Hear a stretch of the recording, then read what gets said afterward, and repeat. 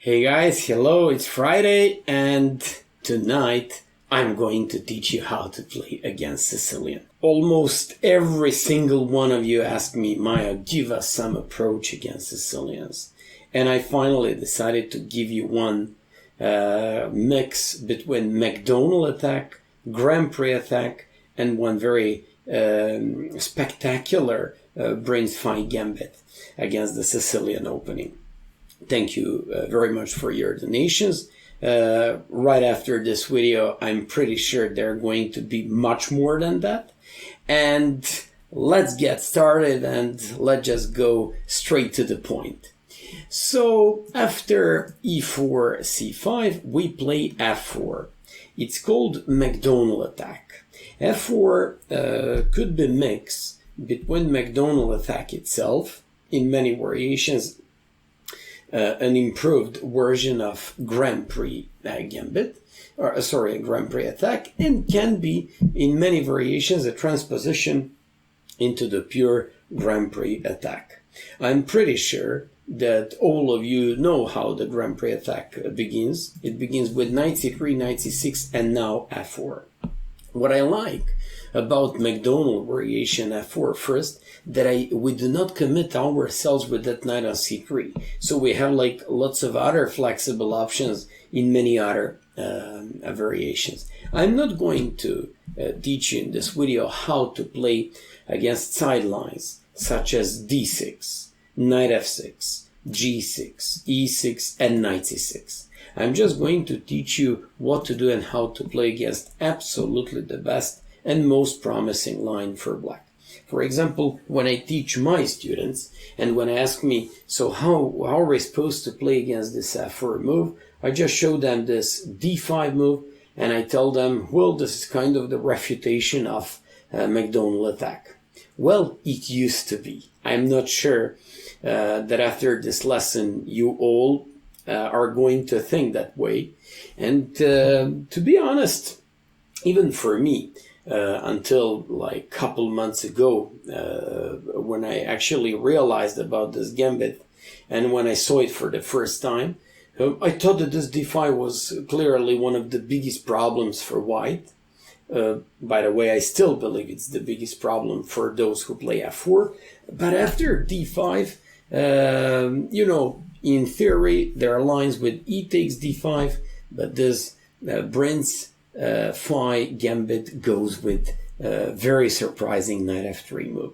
So you sack this pawn on e4, of course, who wouldn't take the pawn on e4? And then you have two options.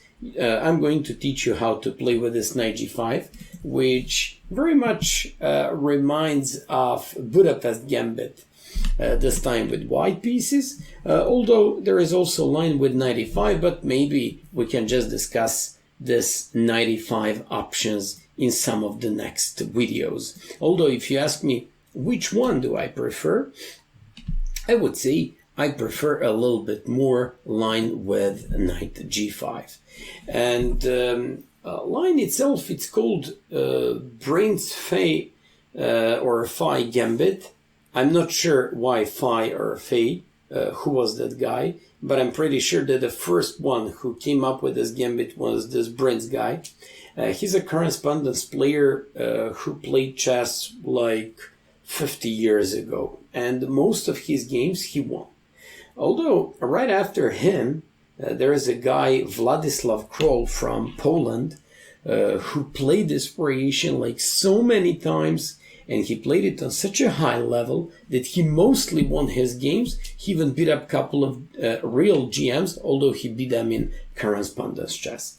I tried to put all this material, all the analysis, and all the latest games, plus some of the analysis and improvements that I made into this video. That's why I hope you're gonna like it. You're gonna find it pretty complete and full, and let's just hope that from now on we're just going to see more of this gambit online. Send me your feedback, send me your experiences in this variation, and let's just hope it's gonna be so positive. Let's go. Knight g5. You want to get the pawn back on e4. When they play like knight f6. Those who play bishop f5 have this g4 move, chasing the bishop away and going with knight to e4. You want to go bishop g2, queen e2, knight bc3, and with a pretty normal game, I'd say, for white. A little bit more space thanks to this pawn on g4. So that's why they go with knight f6. You go bishop c4. And this is an important crossroad for this line. The main move is bishop g4, and that's what majority of good players tend to do against me. Although when I played this gambit in my faster time controls, I almost won all my games. The following variation are going to be very similar to the undefeated opening and gambit by Aman Hambleton that he plays in England gambit. Although a little bit later about this variation, what happens after e6? Well, this pretty much locks the light square bishop on c8. You develop your knight on c3, and they have a couple of options. For example, if they play a6 to be able to push b5 and fight against this bishop, you always have to play a4. a4 doesn't only stop b5, just like you see, I put the arrows, that you also have like a rook lifting at some point, just lifting your rook along the third rank onto the king's side and preparing for attack. After bishop e7, knight c on e4, white knight c on e4, because you've just opened a possibility to use your rook in to go onto the king's side. Knight e4 castles, and queen h5. Showing you a game of that guy, Vladislav Krol, who's very experienced and good correspondence player. But what I like about him the most is simplicity and actually the way he was attacking in all these games. So after queen h5, b6, knight g5 threatens mate in 1. Literally only move is h6 and played h4. I like this idea.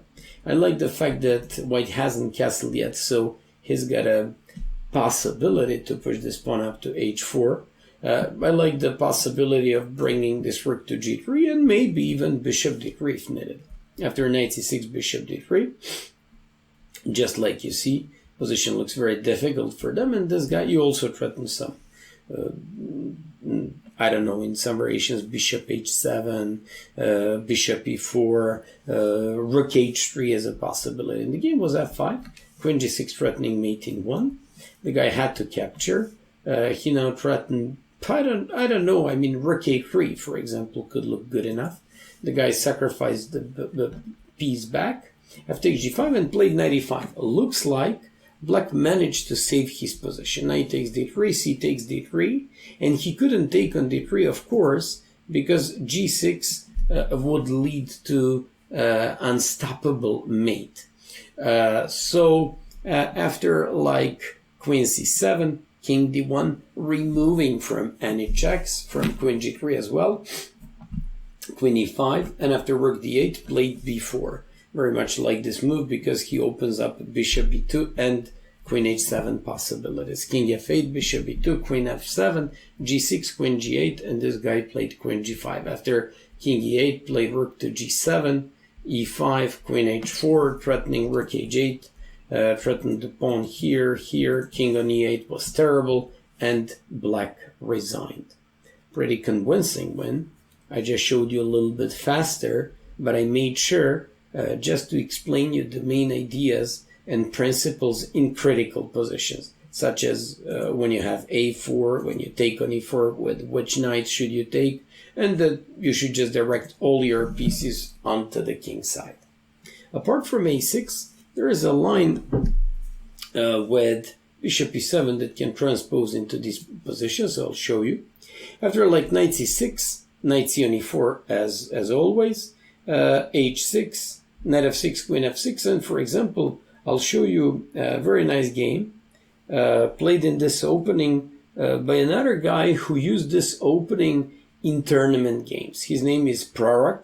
He's from Hungary, I believe, and he's 2350 guy who once again has like fantastic tactical skills and a great feeling for initiative and tactics.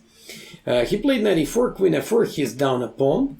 goes with d3, threatening this queen on f4, and queen h4. I guess the idea by black was just to weaken the light squares and to provoke g3. That's what this guy did, played g3, queen d8, and played bishop to a3. Probably he's going for the pawn on c5, but also completing his development and deciding whether he wants to go with long or short castle. After knight e5, played queen h5, putting the pressure on f7 and e5. Black captured on c4, and for example, if I was black, at first glance I'd be happy because I'm up a pawn and I have a bishop here, and looks like white doesn't have any concrete threats. And speaking of concrete threats, white really doesn't have any. But look what happened in this game. It just ended in like next 6 or 7 moves, and you won't believe what happened there, like complete hurricane. So after b6, rook to f1, threatening mate in 1 on f7, queen c7, and played long castles. For example, I'm not sure here if you see, but in some lines, rook f7, queen f7, and rook d8 could be a threat. So after like e5, he played bishop to g5. What a great move. He stops long castle at any point, cannot take because rook is hanging. And on the other hand, he just threatens rook to d8. So this bishop g5 was a great move. Bishop e6 looks like saves everything. Looks like, okay, maybe your bishop stands really well on g5, maybe prevents long castles, but how are you going to be able to carry on with initiative? For real lovers of attacks, of initiative in chess, of how to come up with like some craziness on the chessboard, pause the video and find the move. I guess not many of you would find rook f6. Rook f6 is another remarkable move here. Rook f6 threatens rook e6 to win the piece on the spot. So in case of g takes, knight f6, king e7, knight e5, we'll just give like double check and win the queen. After like queen c6, sorry, once again you have a chance to check what are you supposed to do here, and white just comes up with knight e6. Another fantastic tactics. This guy had to take rook e6, took on d6, and black resigned. This game was played in Budapest back to 2017. You have to admit that it looks nice, and you have to admit that this was a real Gambit game. And let me just show you, apart from these two games, what happens when they just play the main line bishop g4. I already told you that the bishop g4 reminds me of an undefeated opening played by a man Hambleton, chess bra guy, who used that queen sacrifice in the England Gambit, the one that I already covered like a couple weeks ago. And I'm pretty sure you're going to enjoy this one very much. So after bishop f7, king d7, everyone would say, oh, he can't take on f7 because the queen is gone. Well, that's what we want. So queen takes g4, queen sack. Knight g4, bishop e6, and if they play king e8, you can keep on giving checks and go for a draw. If you don't want to make a draw, it's absolutely understandable. Don't worry about that. You can just take on g4 and play for some initiative. After like bishop e6, I've seen a couple of guys did king on c7. In my opinion, king on c7 looks very, very suspicious.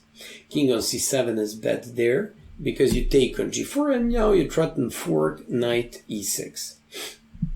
They have to play queen e8. That's why I believe queen on c7 is simply a bad move. And by the way, I have to stop here and to analyze this position for a moment. Why did I say that it reminds me of an undefeated opening by Chess Bra guys? Because in that opening, I believe that you sack queen for 2 pieces and pawn. Absolutely the same thing happens here. By the way, ever since I published out that video, I probably won like dozens of games there with the black pieces. And I'm talking about that England Gambit, and I'm pretty sure it's gonna happen here as well. So after bishop g4, queen e8, knight e6 check, and they have two moves. I'll show you both of correspondence games. I usually insist and say very carefully that those are correspondence games, which means games almost without like serious blunders or mistakes. This guy went with the king on d6. Going with a king right into the center of the board looks crazy with all these minor pieces for white, and look what happened to this 20-100 guy in this correspondence game. Knight c3, threatens pawn on e4, queen g6 defends that, and looks like he's attacking all these pieces, but h3, knight d7, d4. What a beautiful move. What a beautiful move. He just wants to open up the d file for his pieces, for the bishop, for d file, for the rook, and to get the activity. After knight f6, f5, queen e8, took on c5, king c6, and brought this bishop back to e2. Threatens mate in 1, bishop e5. After a6, bishop f4, cutting off this king, and just getting like open diagonal and beautiful bishop. After g6, b4, threatening b5, unstoppable mate, so b5 they have to play, and a4 here. They can't take because after this you would just win the queen after bishop b5. So they have to go with king b7. After a takes, he just did cold-blooded short castle, and black was hopeless. So you won't find too many games where you're down a queen, okay, here for two pieces, but black already resigned. He was absolutely hopeless in this game and realized that he couldn't stop bishop b5, followed by some nice mating threats. And another game after king c7 was with bishop g4. Once again, he threatened knight e6 check. And when they played queen e8, knight d6, and king b6. If I have to choose better move between king d6 and king b6, I would definitely say it's king b6. Why? Because king is, like just escaping in some sort of a safety on b6, and probably with a6 and king a7, that king just wants to find shelter from all potential attacks. But that didn't happen in this game. This guy played d3, opening up the game, and after e takes, played knight to a3. White doesn't give an easy time to black to complete development.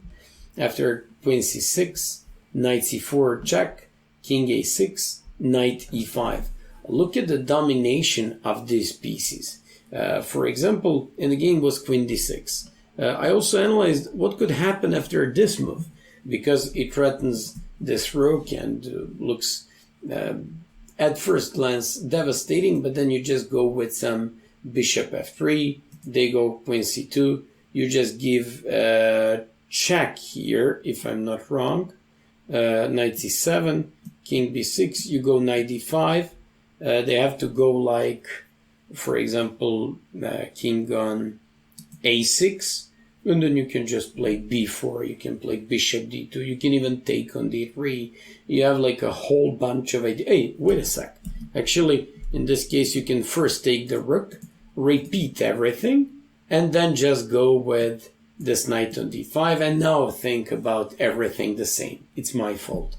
So they can play this. Black played queen d6, white played bishop to e3, and I like this creativity. It is especially great for faster time controls, but I was quite amazed when I tried to check like stats and of desperation in correspondence base. White literally almost won all the games. It is especially fantastic considering the fact that computers are the best defenders, and just assuming that absolutely best type of defense a player in correspondence chess should find with all those computers. It's pretty interesting that white almost won all the games in this gambit, because like a couple years ago no one even knew about this gambit. I also realized there was a guy from United States, Mackenzie, who played it like a couple of times, who made like 2 nice miniatures, and I also added his games into this video. So after bishop e3, b6, long castles, look at this, c4, plays knight f7, and this is like the real problem of black. I mean, you have all these pieces, they have weak king, and you just run all over the place and just get threat and fork all black pieces. After queen c6, knight d4, queen g2, what a miserable attempt by this guy to win one pawn, bishop c8, king a5, bishop d2, king a4, bishop e6. He doesn't even want to satisfy himself with the rook on h8, so we don't care about that. King is too weak. Knight c6, b3. Of course, he couldn't capture because bishop b3, this one, and boom, checkmate. So he had to play like after b3, king a3, and after knight b5, king a2, b4 wants to capture with this bishop and give checkmate. Knight a5, capturing, queen c6, trying to attack both of these pieces and to defend on c4, although after knight d4, queen was undefendable. An interesting point here was that queen a4, for example, because he defends on c4, and at the same time it threatens checkmate. Problem is that you just cold-blooded play bishop a3, and if they give you check, you just go here and they can't stop checkmate. Funny position, funny gambit, lots of creativity by all these guys, and this was the game by Theon against Renaud, played in France back to 1993. So after all these variations, looks like we just need to reach the point where they play this almost forced king c6 move. King c6 is the only move for black. It has to be done there. We, of course, take on g4. And the real thing comes here. Do they have to play e6, e5, or queen e8? Those who play e6, looks like it's not good enough. I'll show you a game. You play knight c3. You just develop one more piece. And I'll show you like a couple of games. For example, Bryntse, after whom this gambit is named, played the following game. He was white, castles. It was back to 1968 in Sweden. So after castles, he completed his development, put a king into safety, and defended on f4. Rook f8, played d3. So he keeps on sacrificing, keeps on opening game at the cost of, like activity and for the sake of, like activity of his pieces. After knight a6, knight e6, Bryntse attacked queen and rook both, played bishop e2 because bishop was under the attack, took on e4, and here he threatened, for example, bishop b5, a4, knight e5, checkmate.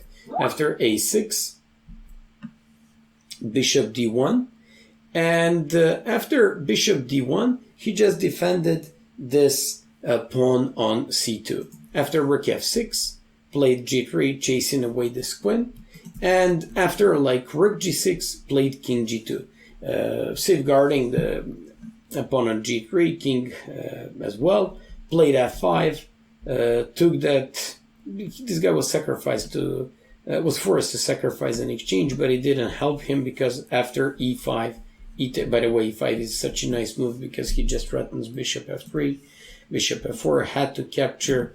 If capturing here, then you have this check, and if it goes here, knight d5, you're winning the queen. The same thing happens if king c7 because of knight d5, and what a nice thing. So after like queen e6, e takes d6, king b6, bishop f3, bishop f4, rook a2 e1, and Bryntse made almost a masterpiece. He threatened mate in one move, rook b7. This guy played the only move, played d7, threatening that rook. Rook d8, played bishop e4, and after bishop e5, look what happened. He couldn't stop. He couldn't move his knight anywhere. He couldn't move this king anywhere because of some knight b5 ideas. You also want to play like rook g7, rook g6, followed by knight b5, and black resigned. Beautiful game. It's pretty difficult. I have to say that white played lots of difficult moves there in order to come up with such position, but okay. I'll give you more time, at home to analyze, or just if you buy any of these PGN'S after the lecture. And finally, if they play knight e7, you just go bishop e6, knight f6, knight f7, queen e7, bishop c4, threatening this bishop b5 and knight d5, but also threatening some knight e5 check. After a6, any a6 stops those bishop b5 ideas, but you usually face that with a4. After rook d8, took on h8, played knight f7. By the way, this guy Prorok was white in this game from Hungary. And after rook c4, of course, knight e5 would just win the game. So the guy played knight g4, played bishop a2, check, put the queen on h3, threatening queen g2. At first glance looks difficult, looks like white even has the activity he's looking for, by knight e5. A nice move to deflect pieces. He now threatens to take on g4, and simply afterwards just to complete development and win the game. After knight e5, bishop e7, knight e2. Point is, if you just go with a move like rook to d8, then knight f4, this queen has nowhere to go, then you play d3 and you complete your development and you should be winning. After queen g2, rook f1, queen h2, bishop e6 was an important move, and after h5, he found a way to use this famous rook lifting idea and won the game afterwards. Another nice game, and I want to show you one more game played by, and this is like crucial game here, played by Kroll, another correspondence game. This guy played the best move, knight a6. White played a3, limiting this knight on a6. This is quite a typical idea to limit the knight and, just to fight against this king on c6 with some b4, b5 ideas. In the game I mentioned by Kroll was queen f6. Well, I'm coughing so much, hopefully it's not coronavirus. So after bishop d6, short castles, knight c7, knight e4, queen e7, knight takes d6, queen takes d6, d3, rook a to f8, and bishop f3. This is one of the best games, real games, played in this gambit. Mackenzie was white against David Proust, and this was a big win for white in the game. I like it so much, and just like you see, he won this game. Afterwards, he had a full compensation. Here, he had like pawn and two bishops for the queen, but the king is weak. And if you ask me whether I'd take white or black in this type of game, without any thinking, in the middle of the night, I just go with white. In another game played in the system, this guy in correspondence game played queen f6, which is quite a difficult move. He threatens some f4, not like the most logical move at first glance, I have to say. Castles and h5. Bishop e2 threatens bishop e5 and goes with knight c7. That's why I told you, looks like this is probably the best approach by black, because this is correspondence game.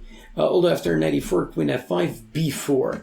That's exactly one of the points by a3 I spoke about, and after rook d8 went with the bishop e2.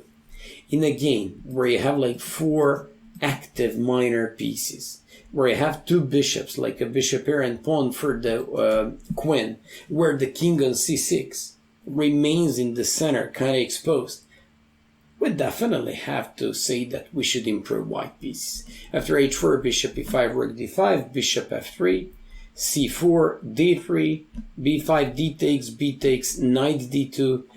He took advantage of the spin king, and after bishop e7, bishop e4, queen g4, knight c4. The rest of the game is not even that important, because obviously black was suffering in this game and he eventually lost. If you want to check like the rest of this game, you can do that. I just gave you the names of the guys. Kroll, guy who has like the biggest number of games ever played in this variation, had white, and Yakimov was black. And finally, instead of e6, there is move like e5. If e5 happens, that's quite a, I would say, forced line. So you play knight f7.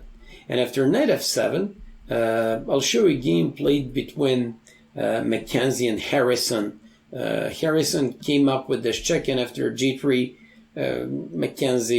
Harrison actually did improve his 1800. He took on g4 and blundered that after 95. This guy would just get the queen back and he would be up a piece. So Mackenzie won this way. After queen e8, knight e5, king c7, knight c3, bishop d6. I found like a big number of games played in this line. Mostly people went for knight c4. My suggestion is short castle. I want to play knight c4. I want to chase that bishop away. I want to play for knight b5. I also want to play d3 to open up my dark square bishop. After bishop e5, f takes e5. You can't touch the pawn on e5 because of rook f7 and a beautiful action.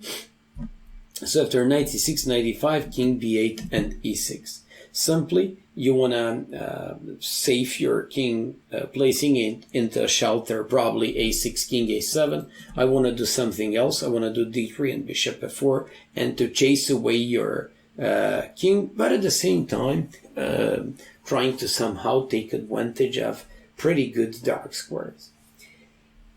Finally, apart from moves like e5 and e6, the main line is just queen e8. Queen e8 is third and probably the best possibility for black. Saying the best because I found some difficulties for white in some variations, but Kroll went for castle in one of his games. g6, by the way, it's also the first engine suggestion. Knight c3, bishop g7, knight c on e4. After knight e7, knight e6 threatens this bishop, and after bishop d4 plays knight takes d4. After b3, which I like so much, he wants to complete development and go after this pawn. Queen d8, bishop f3, opens up this bishop pair, and goes after the king on c6. Queen a5, bishop b2, e5, knight f6. What a nice discovered check. King c7, b4. Nice move that probably black resigned in the game. Blundered in the game. Couldn't take because of knight e5, and it would be fork. After queen b5, knight e5, a4. Only move is queen c6, f takes, knight takes, and bishop e4. Let's just count like exact number of pieces here. Bishop e4 doesn't only remove for knight f3 and defend indirectly this knight on d5, but also defend on c2 with threaten on d4. We got a bishop pair and two pawns for the queen, but they have terrible king. We also have like possibility to go with this rook along the f file. So after knight c4, bishop d4, rook e8, played d3. Position is already completely winning. So after rook f6, black resigned. All these games and analysis I prepared for you to present you in today's lecture. Hope you enjoyed. And I really hope from now on Sicilian as the most popular and probably the most aggressive opening in the world for black players is not going to be of such a big problem for you. All the best, guys, and see you next week. Bye-bye.